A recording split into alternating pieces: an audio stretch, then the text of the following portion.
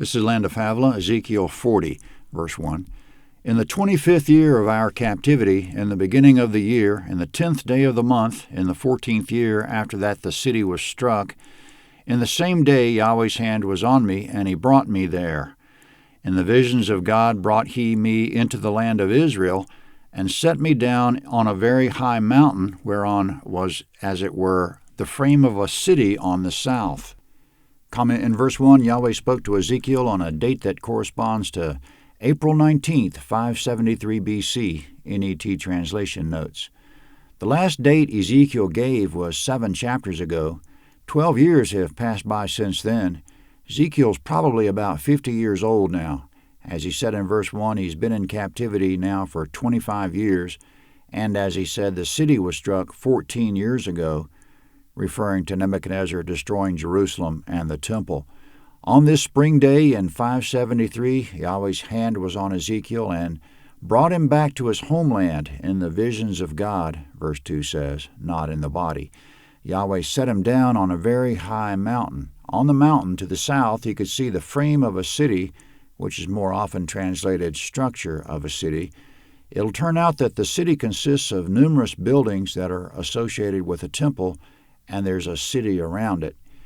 The city was on a very high mountain in verse 2. That's reminiscent of what Isaiah wrote about 150 years previously.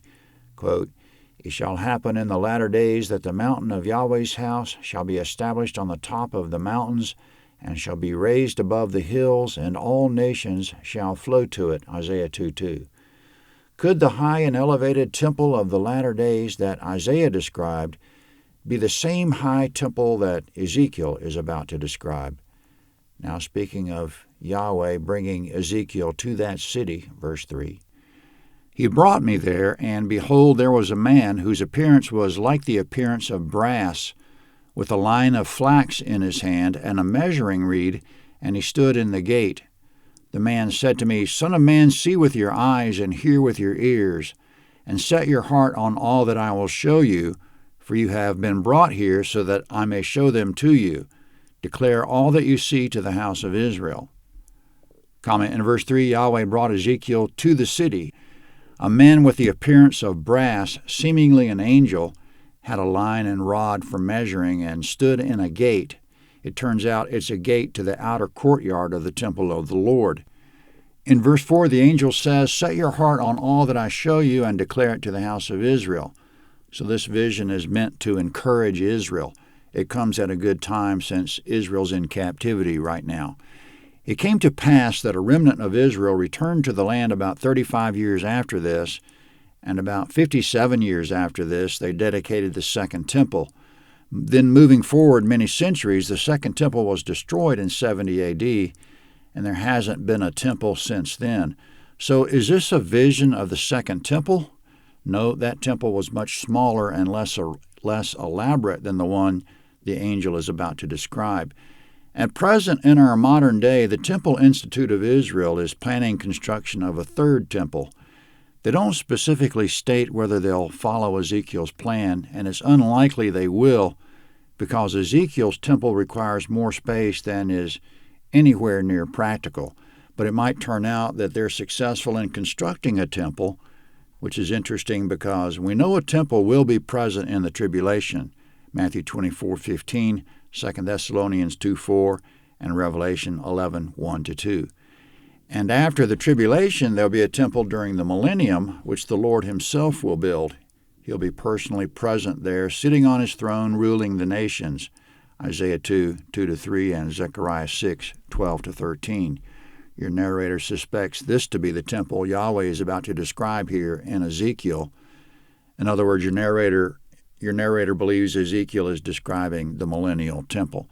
By the way, in the eternal age there will be no temple, quote, "for the Lord the God Almighty and the Lamb are its temple," Revelation 21:22.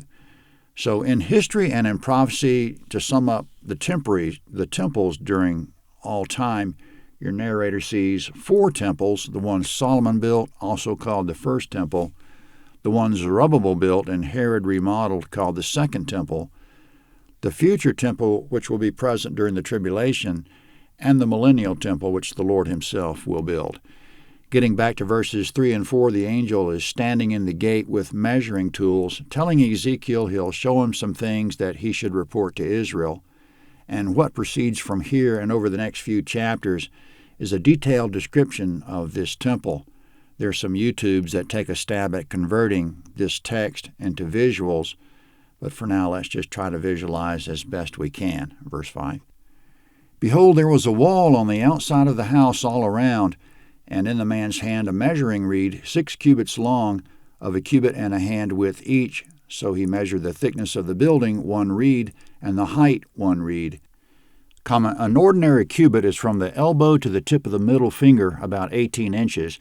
In verse 5, Ezekiel says the cubits here are a cubit plus a span, which is the span of a hand, so that would be about 21 inches. This has been called a Hebrew long cubit. The reed in the angel's hand was 6 long cubits, making the reed about 10.5 feet. Now the angel will start measuring. Verse 6. Then he came to the gate which looks toward the east, and went up its steps. He measured the threshold of the gate 1 reed wide, and the other threshold 1 reed wide. Every lodge was 1 reed long and 1 reed wide. Between the lodges was 5 cubits. The threshold of the gate by the porch of the gate toward the house was 1 reed. He measured also the porch of the gate toward the house 1 reed. Then measured he the porch of the gate 8 cubits, and its post 2 cubits, and the porch of the gate was toward the house. The lodges of the gate eastward were 3 on this side and 3 on that side. The 3 of them were of 1 measure. The post had 1 measure on this side and on that side. He measured the width of the opening of the gate 10 cubits, and the length of the gate 13 cubits, and a border before the lodges 1 cubit on this side, and a border 1 cubit on that side, and the lodges 6 cubits on this side and 6 cubits on that side. Comment from verses 5 to 12 in your narrator's best interpretation, and this is out of order the way Ezekiel presented it. The wall enclosing the courtyard went all around and was 10.5 feet high and 10.5 feet thick. It'll turn out that the courtyard has entrances on the east, north, and south called gates. A gate wasn't just a door. It was more like a roofed building that one had to pass through to get to the outer courtyard and again to the inner courtyard. In verses 5 to 12, when approaching the outer east gate, there were some steps up, then a porch 17.5 by 22 3/4 feet. Proceeding further, the threshold by which a person entered the gate was 10.5 feet wide and 10.5 feet deep. That depth coincides with the wall around being 10.5 feet thick. As a person walked through the gate, which again was a building in and of itself, he passed by guard rooms, 3 on each side, measuring 10.5 feet square. Then there was a threshold on the inner side of the gate, 10.5 feet. The post or door jambs on each side were 3.5 feet wide. When one finally exited the gate on the inner side, there was a porch 10.5 feet by 14 feet. Verse 13. He measured the gate from the roof of the one lodge to the roof of the other, a width of 25 cubit, door against door. He also made posts 60 cubits, and the court reached to the posts around the gate. From the forefront of the gate at the entrance to the forefront of the inner porch of the gate were 50 cubits. There were closed windows to the lodges and to their post within the gate all around, and likewise to the arches. Windows were around inward. Palm trees were on each post. Comment in verses 13 to 16, across the ceiling of one guard room and continuing across the ceiling of the passageway and across the ceiling of the guard room opposite was 44 feet. So that's approximately the width of the gate, 44 feet. The length of the passageway from the entrance of the gate to its exit was 87.5 feet, so we can see why they call this gate an entire building. On the outside, the gate had pillars 105 feet tall on each side, which is about 10 stories, and that might represent the entire height of the gate. So we're talking about a 10-story building just for one gate. The posts were decorated with palm trees, and the guardroom walls were embellished with closed windows. Verse 17. Then brought he me into the outer court. Behold, there were rooms and a pavement made for the court all around. 30 rooms were on the pavement. The pavement was by the side of the gates, corresponding to the length of the gates, even the lower pavement. Then he measured the width from the forefront of the lower gate to the forefront of the inner court outside, 100 cubits, both on the east and on the north. Comment in verse 17, after passing through one of the gates, a person would step into the outer courtyard. There were 30 rooms around the periphery. There's no comment about their use and function. The outer courtyard was 175 feet, half a football field, as measured from its outermost to its innermost, both from the east gate to the inner wall and the north gate to the inner wall. Still speaking of the angel who did all the measuring, now concerning the north gate of the outer court, it'll be just like the east gate, verse 20. He measured the length and width of the gate of the outer court which faces toward the north. The lodges of it were 3 on this side and 3 on that side. Its posts and its arches were the same as the measure of the first gate. Its length was 50 cubits and the width 25 cubits. Its windows, its arches, and its palm trees were the same as the measure of the gate which faces toward the east. They went up to it by 7 steps. Its arches were before them. There was a gate to the inner court facing the other gate on the north and on the east. He measured 100 cubits from gate to gate.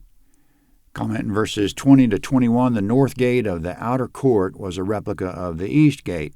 In verse 23, to get to the inner courtyard, there were inner gates. It'll turn out they're copies of the outer gates. There was an inner gate on the east and one on the north, directly opposite their respective outer gates. Verse 24. He led me toward the south, and behold, there was a gate toward the south. He measured its post and its arches according to these measurements. There were windows in it, and in its arches all around, like those windows. The length was 50 cubits, and the width 25 cubits. There were 7 steps to go up to it, and its arches were before them.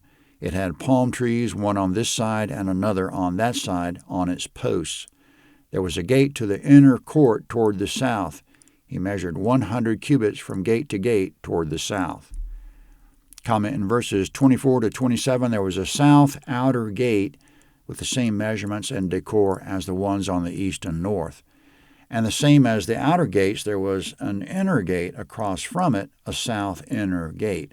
Again, the distance from the south outer to the south inner gate, as one would traverse the outer courtyard, was 175 feet. Verse 28. Then he brought me to the inner court by the south gate. He measured the south gate according to these measurements, with its lodges, its posts, and its arches according to these measurements. There were windows in it and in its arches all around. It was 50 cubits long and 25 cubits wide. There were arches all around, 25 cubits long and 5 cubits wide. Its arches were toward the outer court. Palm trees were on its posts. The ascent to it had 8 steps. Comment in verses 28 to 31, the south inner gate was the same as the outer gates in design, dimensions, and decor. To use that gate, one had to proceed from the outer courtyard up 8 steps, go across 8 3/4 feet across a porch, and into the gate, where he would again pass by 6 guard rooms, 3 on the left and 3 on the right. Verse 32. He brought me into the inner court toward the east. He measured the gate according to these measurements, with its lodges, its posts, and its arches according to these measurements.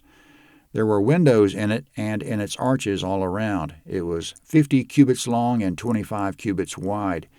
Its arches were toward the outer court. Palm trees were on its posts on this side and on that side.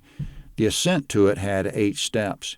He brought me to the north gate, and he measured it according to these measurements, its lodges, its posts, and its arches.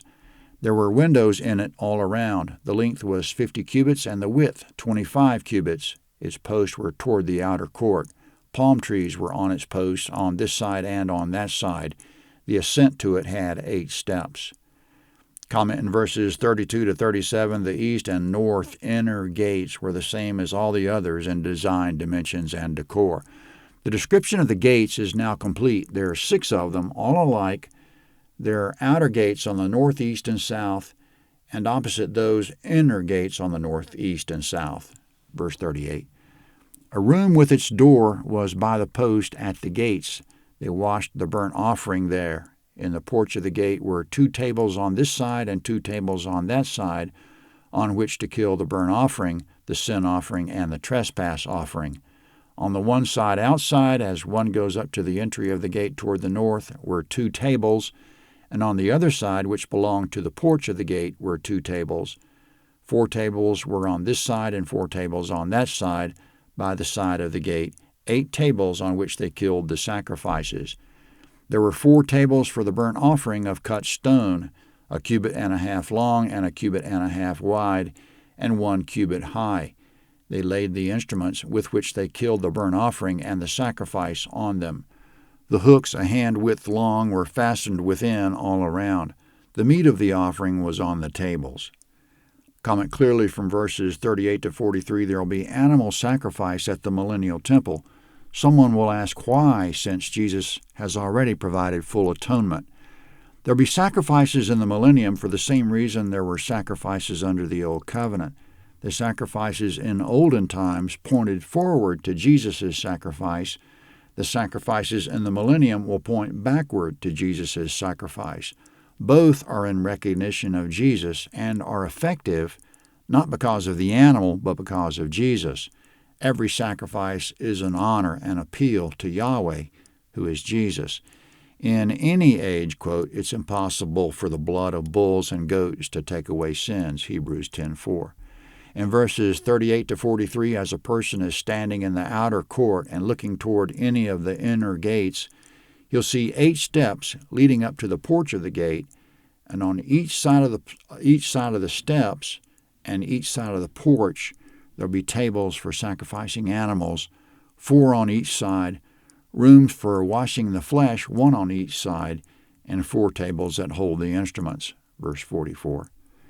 Outside of the inner gate were rooms for the singers in the inner court, which was at the side of the north gate. They faced toward the south. 1 at the side of the east gate faced toward the north. He said to me, "This room which faces toward the south is for the priests, the keepers of the duty of the house. The room which faces toward the north is for the priests, the keepers of the duty of the altar. These are the sons of Zadok, who from among the sons of Levi come near to Yahweh to minister to him." He measured the court 100 cubits long and 100 cubits wide, square. The altar was before the house. Comment in verse 47, the inner courtyard was 175 by 175 feet, which is 50 yards square, half a football field square. In verses 44 to 46, there'll be a room for the singers by the north inner gate. Another room by the north inner gate will be for the priest on temple duty. Another room by the south inner gate will be for the priest on altar duty. The priest will be descendants of Zadok, because Zadok was a faithful priest, 1 Kings chapter 1. In verse 47, the altar for burnt offering was in the inner court in front of the temple. Now concerning the house, which is the temple proper, verse 48. Then he brought me to the porch of the house and measured each post of the porch, 5 cubits on this side and 5 cubits on that side. The width of the gate was 3 cubits on this side and 3 cubits on that side. The length of the porch was 20 cubits, and the width 11 cubits, even by the steps by which they went up to it. There were pillars by the post, 1 on this side and another on that side. Comment in verses 48 and 49, the entrance of the temple, speaking of the main building, features steps going up to a porch 35 feet by 19.25 feet. There's a pillar on the left and right. There's a gate, which probably is more what we would describe as a vestibule or recessed area to protect the double doors from the weather. The recessed area was 24.5 feet left to right and 5.5 feet front to back. All the measurements, as we're giving them to you, are converted from the Hebrew long cubit to feet, thanks to the NET translation notes. The description continues in Ezekiel 41.